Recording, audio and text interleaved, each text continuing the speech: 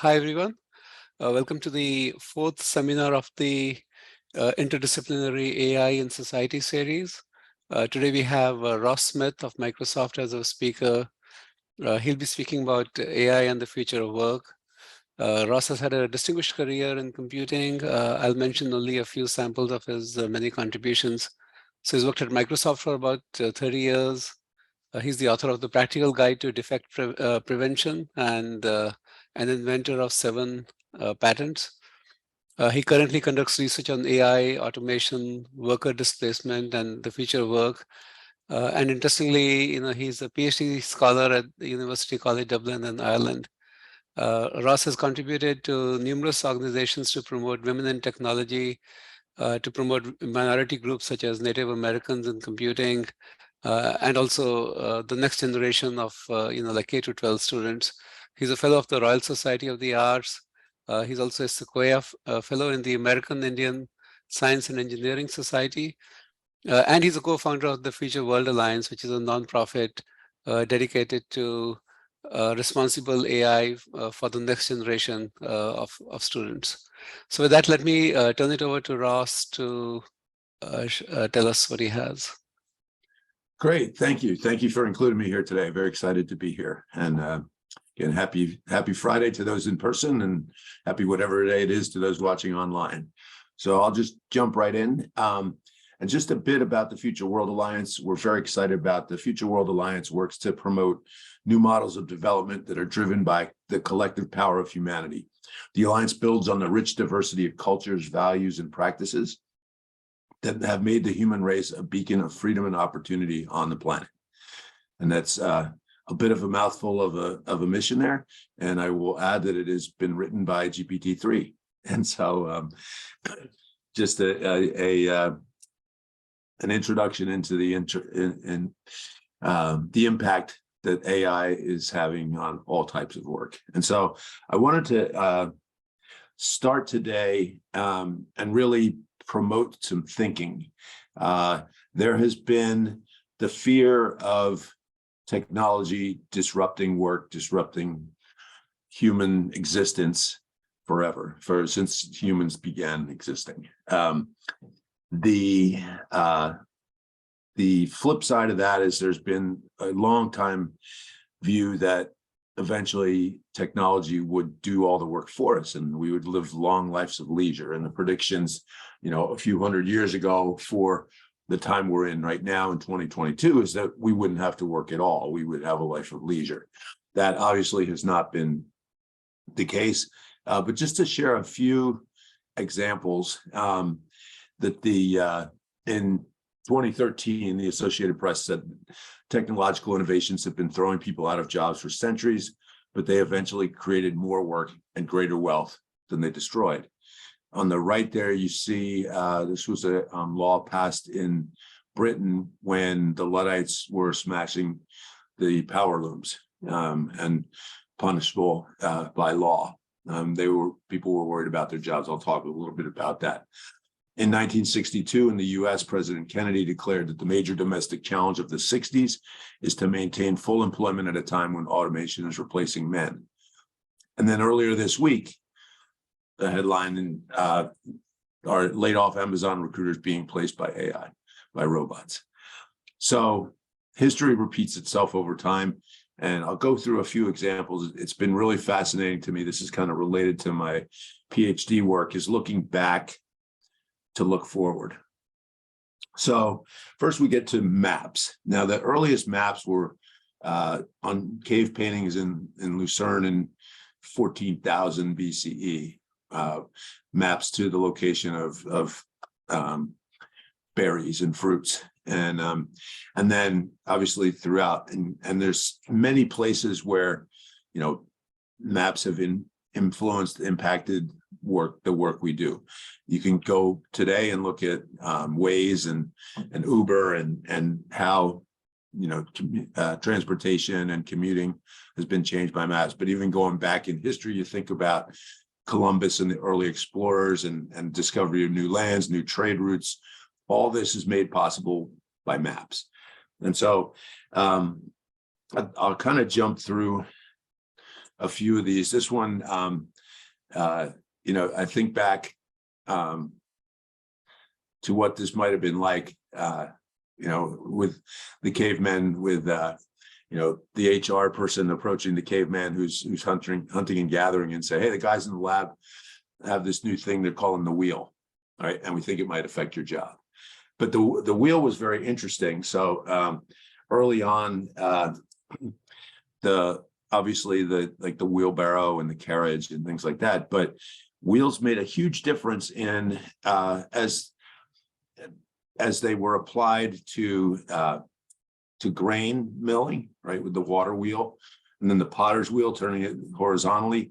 So, through hundreds of years, new uses and inventions for the wheel. Just we obviously take it for granted today, but it was, at the time, I can imagine it was a huge impact, right? So now, if you look at today, what a do-it-yourselfer can do on YouTube, and the impact that has on the creative class from the 70s and the 80s, it's no different than what the wheel did by allowing a single caveman or hunter-gatherer to gather so much food and do the work of 7-8 people with the simple invention of technology. And so lots of metaphors and similarities across generations. So in 3500 BC, the island of Crete was the first aqueduct. And this is, I don't think that one, but for those not familiar, an aqueduct is a ancient structure to carry water long distances.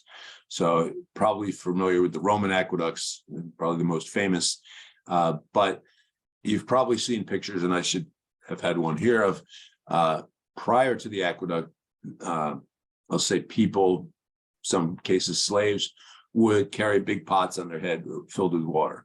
And you still find this in some rural cultures today. And that was the way that water got into, for the Roman baths. With the invention of the aqueduct, those people were displaced, right? Those workers were displaced. Now, the trend we'll see through all these is that as these new technologies influence the way people work, and maybe perhaps displaced, if it either made an individual more productive, which displaced their coworkers, or displaced a class of workers altogether. And what has been true throughout history is that these improvements, these inventions, these creations have opened up new possibilities for new jobs. And so the slaves who were carrying water could then go to work as laborers building aqueducts, right? And so there was still employment and still work for them. So if we go fast forward to the 1500s, the printing press, actually the earliest presses were back in ancient China in about the 5th century, but really became popular with Gutenberg, who had a background in fruit presses, and kind of had the aha moment to put 2 and 2 together with the concept of movable type. Now, the displacement for the printing press was not that dramatic, but as you know, the Gutenberg Bible was the game changer in terms of the application of the printing press. So that obviously displaced monks who would do the illuminated versions of the Bible. However, in the 15th century, there were probably about, for every 200 Bibles that were printed a week, there were probably 3 people that could read Latin, right? So there wasn't that big of a market for it. What it did change was it changed people's education and the desire to read. Now, books were cheaper, and prior to the printing press, only the elite had a library, right? And so probably the most famous author and most popular author, most best-selling author of the time was Martin Luther, who posted the reforms on the church in Germany and translated the Bible to German. And so that change now enabled the commoner to read the Bible, and that was made possible by the printing press. And so, again, not necessarily a disruption at scale, but a real change in the way work is done. Obviously, continuing on through reading, there's many different cultures did not have a written language up until, the advent of the printing press and shortly thereafter. So see a lot of indigenous cultures in the 16, 17, 1800s start to develop a written version of their language so that they could transfer knowledge through the written word. I can't tell, is there a question there? Or? No, okay. Now, you've probably heard the term Luddite, who's someone in fear of technology. There's a fascinating history of a perhaps real, perhaps mythical person called Ned Ludd. So Ned Ludd was the leader of the Luddites in the late 1700s, and this was the time of the power loom. So spinners and weavers, the power loom came along and displaced particularly the spinners, right? And so the result in Manchester and England, throughout England, was that they would break in and start smashing the power looms to save their jobs. So Ned Ludd was the again, no one's sure if he was real or just fictitious, but he was the leader. This is a illustration of what he appeared to look like. But it's interesting how that term has come, here we are 3 centuries later, and that term still is recognizable as, fear of technology. And so the power loom had a dramatic impact for several years. And some fascinating work going into the early 1800s, again, with the power loom, and Frederick Ingalls, who was sort of more famous for working with Karl Marx on the Communist Manifesto. But in the early 1800s, or sort of say 1840-ish, the spinners and weavers were still dramatically impacted by the power loom. Now, what was crazy is if you were a weaver, so for those not familiar, the spinners spin the yarn, the weaver puts it together into clothing or whatever. And so the spinners were basically the ones displaced, right? Now the power loom could spin much faster, 5 to 15 times faster than the human spinner. So the spinners were all out of work.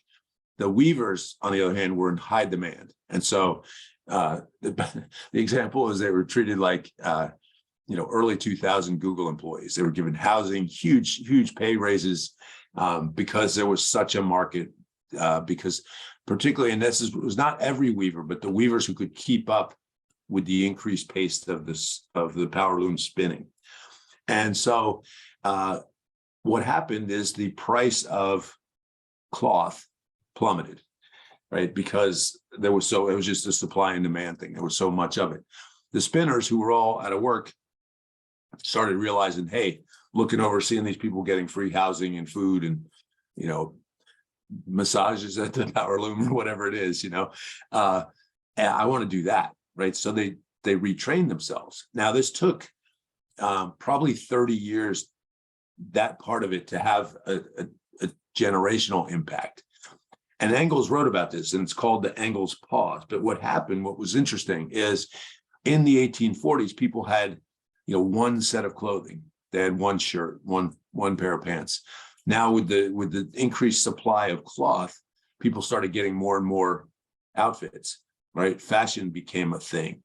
People started thinking, hey, let's put curtains on the wall. Since this cloth is so cheap, let's put wall coverings, carpet, like all these things started to really grow. And so demand started to grow. And now with the weavers retraining, by the 1870s, the industry was flourishing. even though early on the disruption of the power loom really dramatically impacted work. So I think there's an interesting parallel that we may be in an Engels pause today, right? Where people are realizing, hey, I'm a fashion designer, I'm a video producer, I'm a insurance salesman, and I see the AI is coming, right? And in certain aspects, it's making parts of my job go away. It's making my coworkers more productive. I need to go learn more about this AI thing, right? And so maybe we're in that Engels pause. I did a paper on this. There's a link there, but really interesting sort of backstory behind Frederick Engels. Again, much more famous for the Communist Manifesto. But this idea of Engels pause, I think, really applies to a lot of different technological introductions. So then the steam engine, interestingly, was first developed in the early 1700s, but not until really the 1800s with James Watt's redesign did it become a big deal and widely distributed. Now, there was a lot of fear at the time that this would really disrupt work, right? That everything would be impacted. And certainly manufacturing, and this kind of fed into the Industrial Revolution, and a lot of the changes we saw in work, or they saw in work, and some interesting carryovers that as we get into the factory work and steam-driven sewing machines and stuff like that. A lot of the factories were designed, even though the steam was powerful, could produce and bring power directly to, quote, a desk, an individual. It was still set up the way a horse-drawn manufacturing plant would be done. It took several years before people started to realize, like, hey, we can do a lot more with this. But again, a huge impact. And then we get into the sort of the use of the steam carriage, and then obviously the trains and locomotives had a huge impact on commerce and really changed the way work got done. And again, when we think about, okay, well, how does this relate to AI? These are big changes. So what was different between, say, the power loom and the steam engine? The power loom basically disrupted spinners, right? And those spinners could then retrain to become something else. The steam engine impacted many, many industries. Now, not every industry. So there was still room for people to move to other industries, and there was still economic growth that was enabled by more supply, cheaper prices, and more applications, similar to the way the post-Engels pause spinners reacted, but it wasn't everywhere, right? And so I'll kind of get to that in a bit, but the steam engine was revolutionary, and as it impacted so many different industries.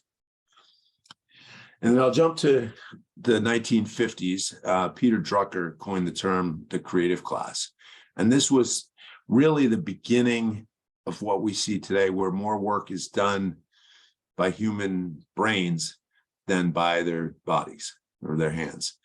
And so, while this is not a technology disruption, it is a mindset disruption or a way of work disruption that's enabled by advances in technology. So when we think about the late 1800s and the early 1900s, you have obviously the Industrial Revolution in England. Then you fast forward, you have the Morse code, the invention of the telegraph, the invention of the sort of the record player, the phone, flight, the automobile, interchangeable parts. A lot of these things changed the way work got done and production was done. And that eventually led up to enabling the creative class to so now machines could do a lot more of, quote, heavy lifting, and people got to work more creatively. So thinking about radio and television and what these things enable to do broadly in communication. And so it was an interesting period, and we kind of fast forward past that into sort of the sort of early internet, the early international communications and a lot of the advances there. But into the early 60s is sort of another interesting statistic here is the invention of the ATM, the cash machine. It goes by a number of different names. I think ironically, so automated teller machine is ATM. People call it an ATM machine, which is kind of a double use there. But this was first invented in the 1960s in England. A inventor was kind of looking at vending machines and wondering, hey, I wonder if I could do that for cash. It wasn't really deployed broadly until the mid 60s. But the interesting piece that I bring here, obviously, this is going to impact bank tellers, right? Clearly, the bank teller, and in an in-person version of this talk, I would ask people to raise their hand the last time they took money out and the last time they took money out from the bank from a human, right? And I can't think of a time. I've done it recently. I think that's okay. So this has really had an impact on that work, on that job. Now, what was interesting in 1970, there was about 300,000 bank tellers, and the ATM machine was now being deployed broadly. By 2010, there was more than 600,000 bank tellers. So while the technology and so if you think of that as an Engel's pause, right, a 40-year period there, which is roughly the length of the spinners and weavers pause. How could that be, right? The job of dispensing money went from a human to a machine, yet that job doubled. And what it enabled was banks could now open more branches because a bank could be serviced with one or two tellers and a cash machine, right? And so the other services were, dispensing money is not a profitable business for a bank, but things like loans, mortgages, things like that, far more profitable. And so now they could open more branches, make banking more accessible through the empowerment of the ATM. So just an interesting stat. Carrying that forward to today, there's actually probably down to 420,000 bank tellers worldwide. And that is because the advent of mobile banking, digital payments, that probably will continue to drop. I would imagine, and I don't have the stats, apologies, but the number of ATM machines will either stay constant or start to drop as well. And that's just the disruption of the internet, mobile computing is again hitting every industry, and that the power that you have in the phone in your pocket, equal to the mainframe of the 1950s, enables new scenarios that will change the way we look forward. So that's sort of a look back at some of the different technology introductions through history. Obviously, there's many more I didn't touch on or didn't go into much detail, but the point is that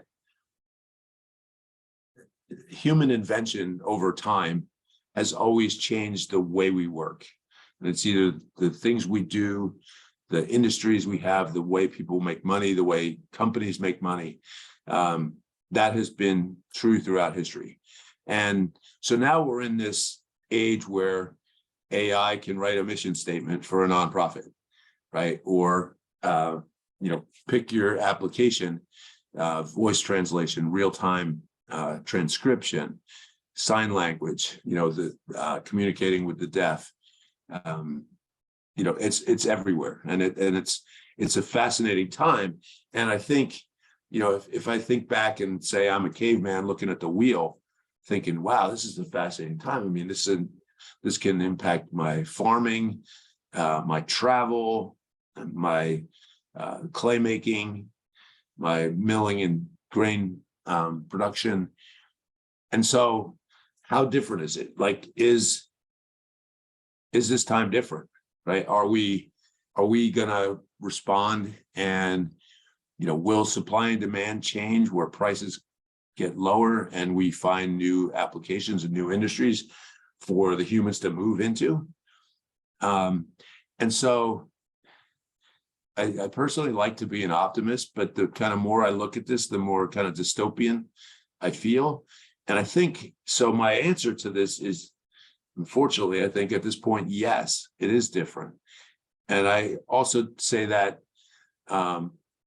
cautiously, because knowing that 2,000 years of history, everyone said the same thing, right? So, but the reason I think that this time is different is because AI is impacting every industry, right? It's not just the spinners who are impacted. It's not just the bank tellers. It's not just the factory workers.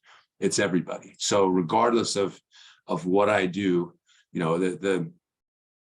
again, in an in-person version of this, I ask people to raise their hand if they use a computer at work. And a few people do. And how about a phone? Every hand goes up, right? So now the computing power and the AI capabilities that are now readily accessible really impact the way we work. And so if this is the case, right, and that this time is different, and you know the research shows that somewhere between 2030 and 2050, that machine level intelligence will surpass humans. And so does that mean kind of we're all in the people zoo, right? And what does that look like? You know, maybe it's a beach in Bali. Okay, I'm cool with that. Or maybe it's not, right? Maybe we're just servicing the machines, and it's not a life of leisure. So if this is the case, what do we do about it, right? So if this truly is, how do we get ahead of this? You know, assuming or making the presumption that this is coming and we're all going to be displaced. What do we do? And so my thought was, so the United Nations High Commission for Refugees has this comprehensive refugee response framework. And this is, again, from the UN to ease pressure on, has 4 pillars, basically, to ease pressure on countries that welcome and host refugees, build self-reliance of refugees, expand access and resettlement in third countries, and foster conditions that enable refugees to voluntarily return to their homelands. So what I wanted to do was think about AI and worker displacement, or worker displacement by AI, in this context. So what is our response? And so for this, who is responsible? Like, you know, is it the individual, the company, the organization? What is the government's role? There's a lot of questions. You know, if this is coming and this is what's going to happen, what do we do about it? Do we just deal individually, or do we actually take a societal view and say, okay, this is a trend. This is, you know, this is like climate change. This is a global thing. And so for the individual, what can they do? Like, what should they do? What's their responsibility? So things like,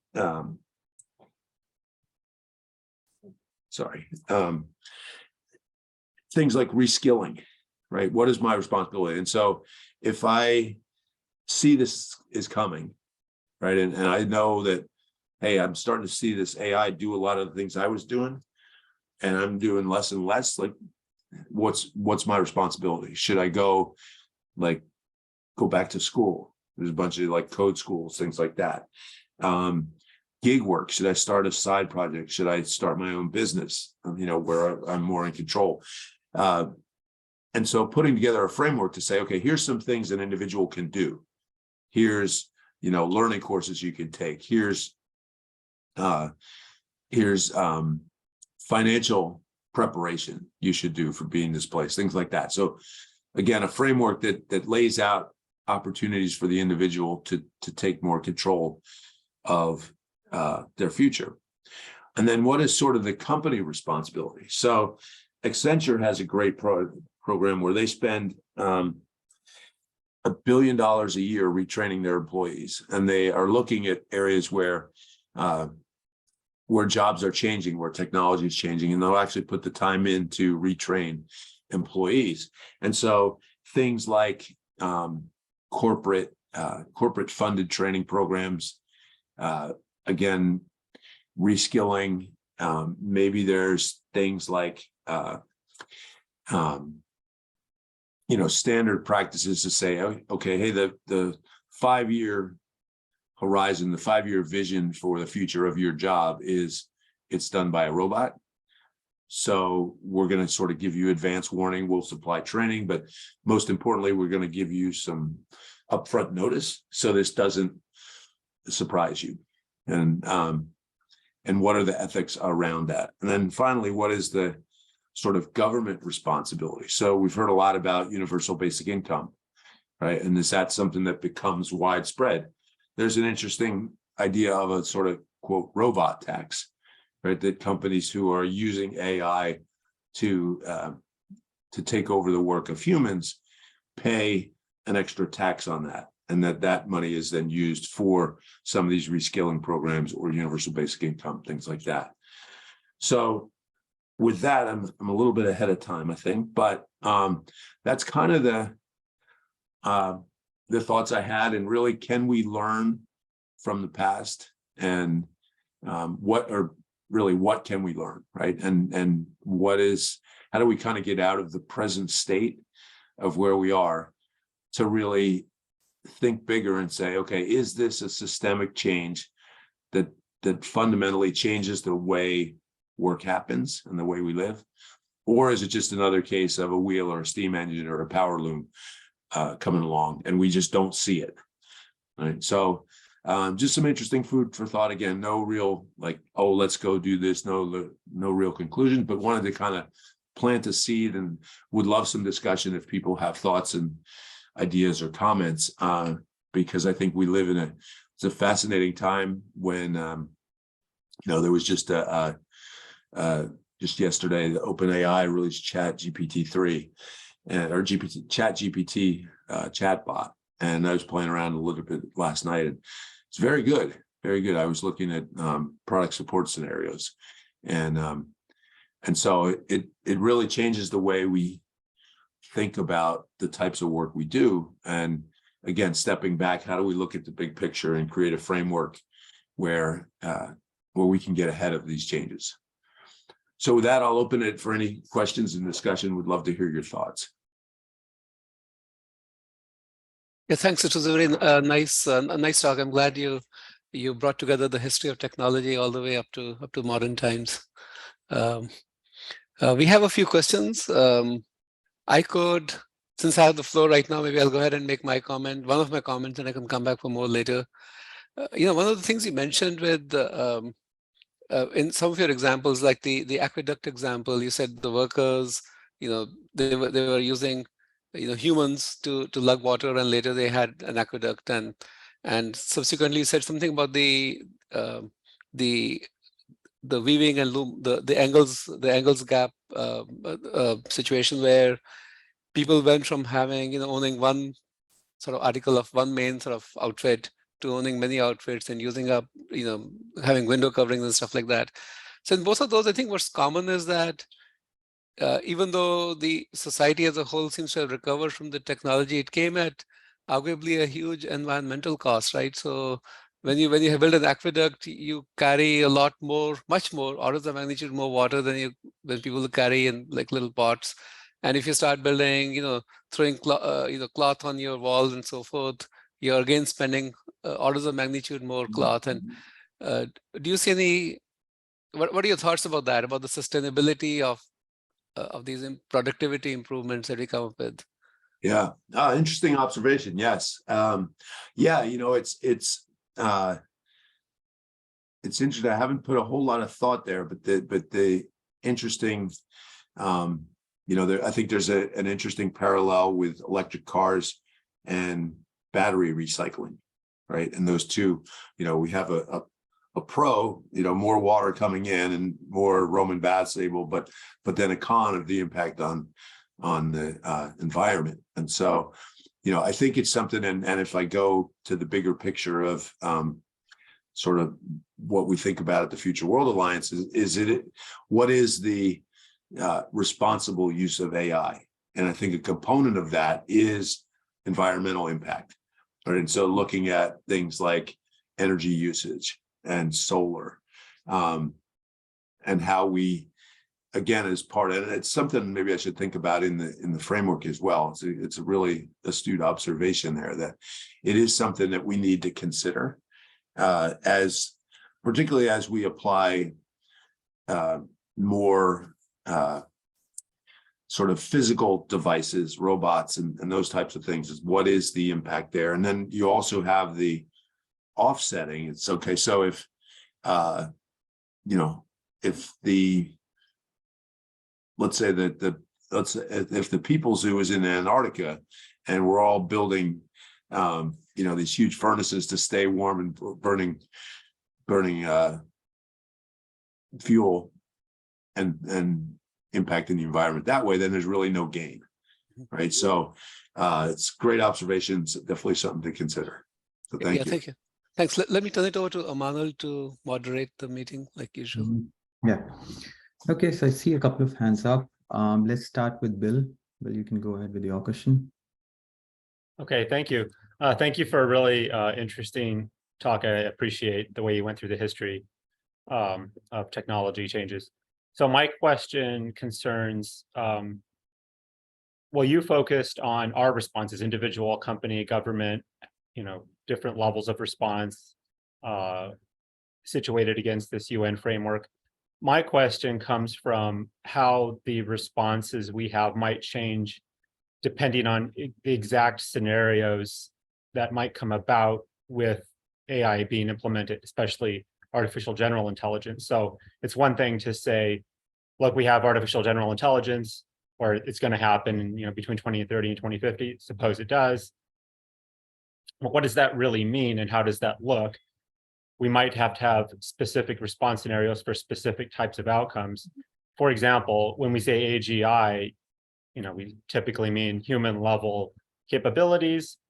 If that doesn't include consciousness, that could have a certain implication for how we respond. If it does include consciousness, or strong AI, as some people call it, that might bring up a whole set of different scenarios.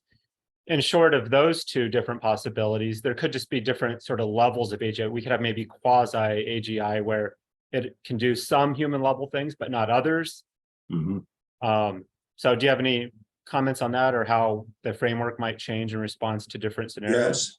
Yeah, I think it has to. It has to be an individual case by case, or at least industry by industry response, because while the assertion is that all or most jobs will be impacted, they're going to be impacted in different ways, right? And so if I'm a construction worker and now there's an autonomous paver that just does my work, or 3D printed roads, or 3D printed bridges, and all those people just completely go away, that's a little bit different than, if I'm a designer and I can hit a button and see the design for a slide, right? And the person I used to hire to do my slides has been replaced. It's a much different level of impact. And so, yes, and also the base level skills of the different jobs, and how, so if I'm a electrician, and this is where, like, we saw the spinners go to weavers, or we saw the water carriers go to labor, that if I'm an electrician, maybe I can move into installation of solar panels because I have the same skill set, and that industry is growing, whereas my industry is retracting. And so I think you're absolutely right. It does need to be sort of a case by case, and maybe not, I guess there's some individual changes, but I think maybe more broadly thinking about by industry or by role, that having different options in a framework for a response would be the responsible thing to do. Okay, thanks. I appreciate your response. Thank you. Thank you.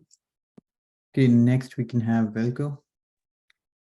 Hi, thanks for your talk. It's really interesting, and I think that there's a lot we could learn from looking back into history. But what I'm thinking is that technological displacement is not the only thing that's happening. I think that the most important thing is the social recognition of displacement and what we do about that. So let me give you an example. Prior to the weavers and spinners and things like that, we already had the much worse displacement when the sheep ate the men. As it was said, when the landlords actually kicked the tenants out to have sheep instead of humans, because that was more profitable. Now, to me, I mean, I hear your kind of concerns, and I think that's really, it's not misplaced. But what I'm thinking is that the very fact that we are having this conversation is encouraging, at least to me. The reason why it is encouraging is that in ages past, there was no, it was just blind following of economic interest. So it doesn't matter if, people are not going to have a place to live, they're going to be in the streets and cause lots of problems. So hopefully we'll learn something from that.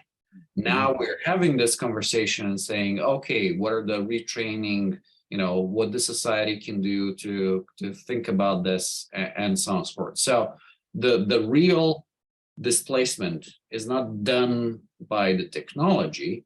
It is done by society by making certain ways of life obsolete. So that historical example, I think that, place to live was created into kind of a place to grow, I don't know, wool, right? Instead of that. So do you have any thoughts in terms of whether we are better served in making a sort of a sandwich approach as opposed to kind of, hey, dystopia is upon us, saying there's many things that can go better.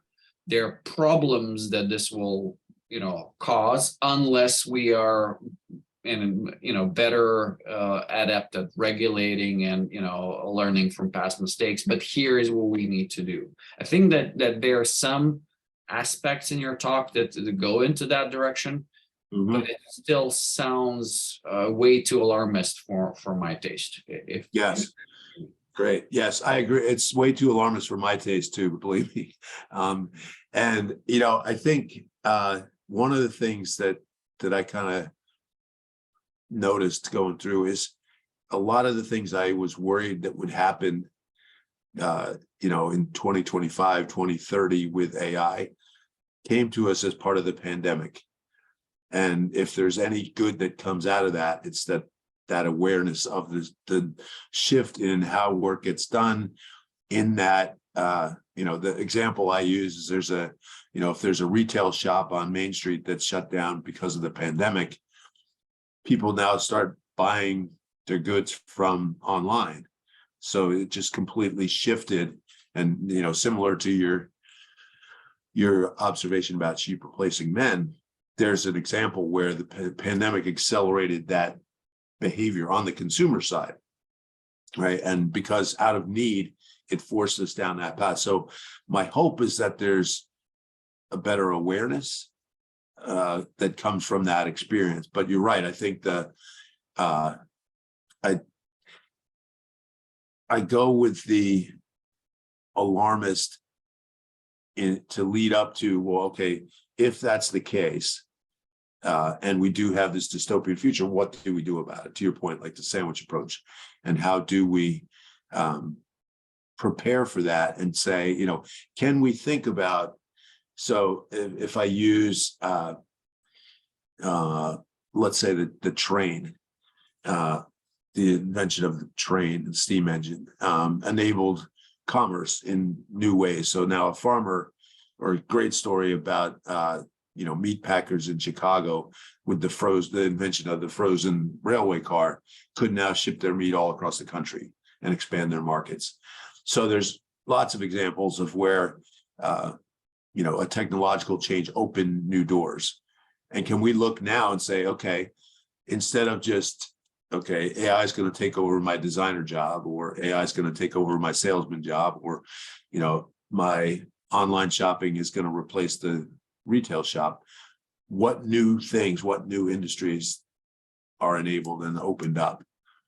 And that's something that rather than let that happen to us, I think that's something we could get ahead of. And there's lots of great examples of, in the move from sort of laptop to mobile, and, tons of great technology examples of things you can do on your phone that you could never do before, because you have GPS, you have such incredible power, you have access to all human knowledge at any point. And so what does that, so we've seen with the move to the phone, we've seen new industries, new businesses, new types of work open up.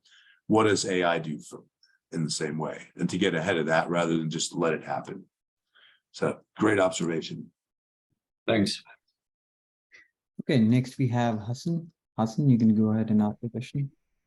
Thank you, Emmanuel. Can you hear me all right? Yeah. Sorry. Thank you, Ross, for a very interesting and inspiring talk. So my question is that, as you mentioned, that as AI takes over one industry, it opens up opportunity and evolves more opportunity. What we can learn more different skills and utilize our skills to earn. So my question is that as AI becomes mature, it takes over the industry and we learn, okay, this is a new space and we can adjust ourselves there.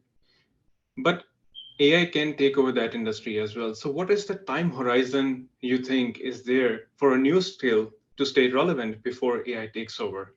Is it going to be similar as in the past when steam engine came in or Loom came in, or AI will be much more rapid and humans have to be very, very adaptable to the new gaps and evolve quickly?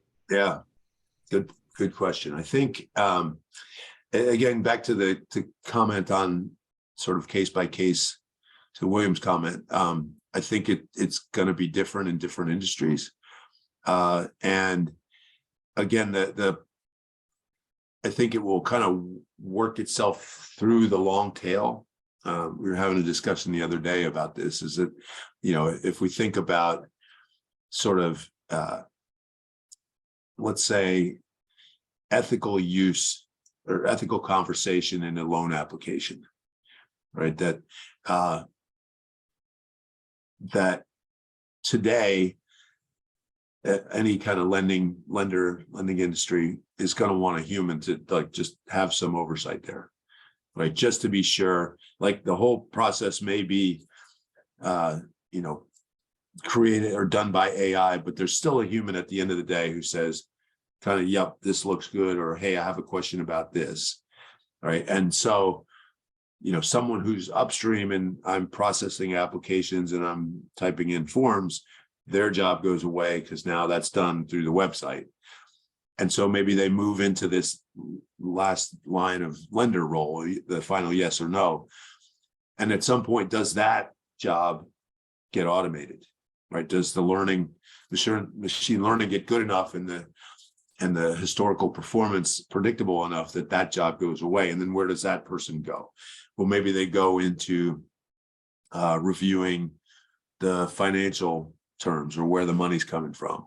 But then eventually maybe that gets automated, right? And so I think it's sort of this constant move upstream. And that's where, my hope, if I little Jaco's comment about not being so dystopian, my hope is that at some point on that long tail, something new opens up and people jump over. That's what we've seen in history. But this is probably the closest equivalent is, and this is not necessarily technology, but domestication of animals, right, is a big one. Steam engine is a big one, multiple industries, right? And as humans, we were able to adapt to those changes. So from a positive perspective, hopefully we're able to do that here, but I think it's going to be industry by industry on how far that goes and how fast that goes. I don't think there's a single answer. I think it's going to matter, where the AI applies. I think there's probably an economic factor to this as well. Like the opportunity to displace highly paid workers has a bigger economic impact than displacing low cost workers. And so that will probably drive some of the investments that will move either faster or slower. Great. Thank you. Thank you. So I don't see any more raised hands. While we wait for questions from the audience, I have a question. You talked about the three critical parties involved in this change: individuals, government, and the corporate. So do you think, because the interest of these three groups may not be very well aligned, right? For example, the corporate heavily focuses on profits, while the government is at least ideally expected to focus more on welfare of the people, right? So do you think this these differences are going to be like, they'll find an alignment organically, or is it going to be like we would need regulations from the government or interventions to align them? Yeah, great question. Yes, they are absolutely not aligned today, right? The individual on like, hey, survival and existence, salary continuation, and as you said, corporate in profits and government for welfare. I think, at least initially we're seeing the only alignment comes voluntarily, and it's an interesting. The regulation piece is very interesting, and that the view of the bigger picture. I don't think. I worry that we don't see it coming as fast as it's coming. It's 2030 seems like light years away, but it's really, it's the same distance as 2016, which does not seem that far back. Right. And so I do think, at least doing pilot programs like what Accenture is doing, playing around with, can you do a sort of this concept of a robot tax? And maybe it's not a tax per se, but it's just an investment in reskilling. There's been a lot of discussion on universal basic income. And I think as individuals, it's on us to be aware, but I don't know. I don't have a good answer for who does that alignment. I think it would be great, but you think about the deployment of AI, even within one industry, let alone across industries, there's not really any unified approach to anything, to responsible AI, to responsible use. We have, technical advances being shared, through research papers, through patents, things like that. But there's not really a unifying. It's not like it's not like it's a power loom, right? There's so many different applications that, probably there's, and I haven't looked at it, but there's probably an example in regulation around the use of the steam engine, because that hits so many industries. It'd be an interesting thing to go look at, which I will follow up on. But yeah, good observation. I think it does need to happen. I just don't know who is going to be the party that initiates that. And it, maybe it's a large scale unemployment, like what we're seeing in the tech industry today. Maybe that prompts enough of the others to kind of wake up and say, hey, we need to do something from a societal perspective. We need to do something about this. Thanks, Andrew. Okay, thank you. Okay, next we can have Maninder. He has another question. Maninder, go ahead. Hi, thank you. I don't have exactly a question, but a comment.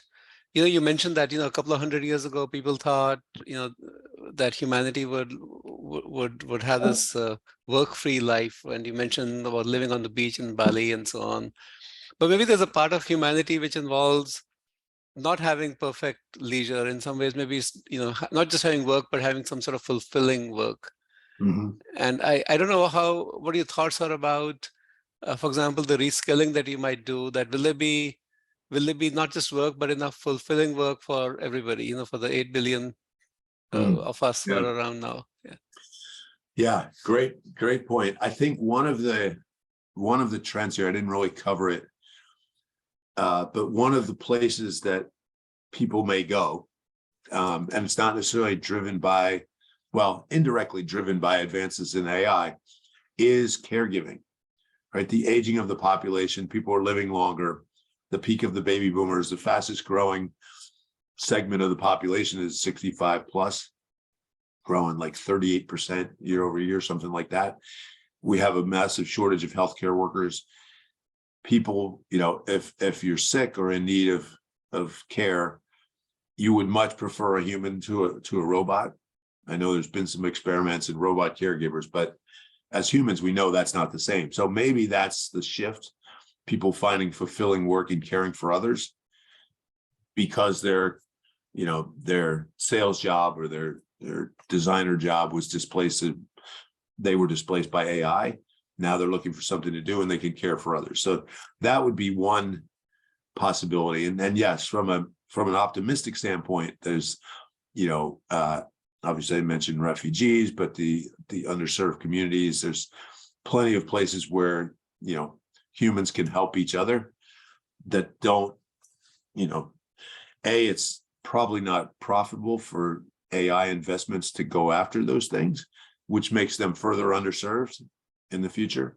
And so I think it will be, part of it will be, what is the government or societal response to, something like universal basic income, right? Does maybe that enable people to do, either unpaid or lower paid caregiving or working with those in need. So I think the opportunity to find fulfilling work will be there.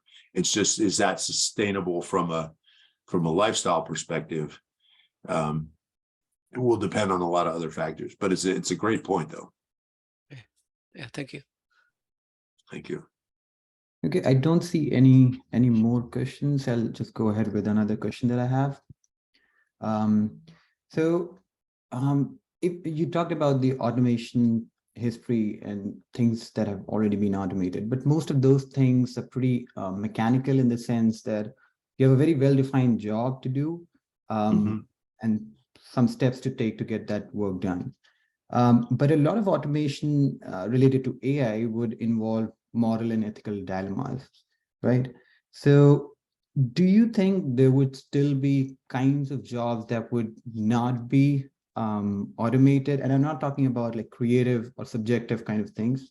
Let's, for example, we can take autonomous vehicles as an example. For private vehicles, it's still just one individual making a decision. But let's say we talk about public transport, a bus that is run autonomously. Do you think just because of the ethical and moral dilemmas that these systems cannot solve, there are few jobs that would probably not be automated or would take a lot more time than others? Yes. Yeah. And it's kind of to the point I made earlier, is there's this long tail that will kind of move up. The bus example, I'm sure many of you are familiar with the trolley problem, right? Which goes back hundreds of years, but is very, very relevant today with autonomous vehicles and autonomous transportation. And so I do think that, but the question is, if we look at, I don't know, even if you look at online advertising and clickstream and a lot of sort of human behavior that is now trackable on the web that teaches these systems how to perform better or how to perform more accurately. I can't say it's better, but does that start to have an impact? So let's take the autonomous bus, that there's, maybe someone's in a central control center just monitoring. And when the bus faces an ethical decision, it reverts to the human. Well, after 100,000 times of reverting to the human, does that train the AI to do the same thing the human would do, whether it's right or wrong, do the same thing the human would do on the 101,000th time, right? And so that's where I say kind of this long tail that I think that the AI application will move up the work stream as it continues to learn, because it doesn't have to spend the time on navigating the road. That's been solved. Now it has computing power to apply to the harder, more ethical decisions, and it has data from human behavior that it can learn from. Okay. Okay, I think we are on time now. So, Maninder, do you have any last comments? No, I think we are out of time. So this was a wonderful presentation, and I very much like the historical perspective and the other thoughts that you shared. And it's great that you were able to join us. So let's thank the speaker, either physically or virtually, as you see, as you like. Thank you. Thank you very much. Here's my contact information. I should have put this up earlier, but please, if you have questions, comments, feedback, ideas, I'd love to hear from you. And again, thank you for including me. Appreciate the conversation. It's an interesting time, and I wish you all the best for the holiday season and a great start to the new year. And go humans! Yeah, likewise. See you later. Thank you, everyone. Yeah. Take care. Bye-bye.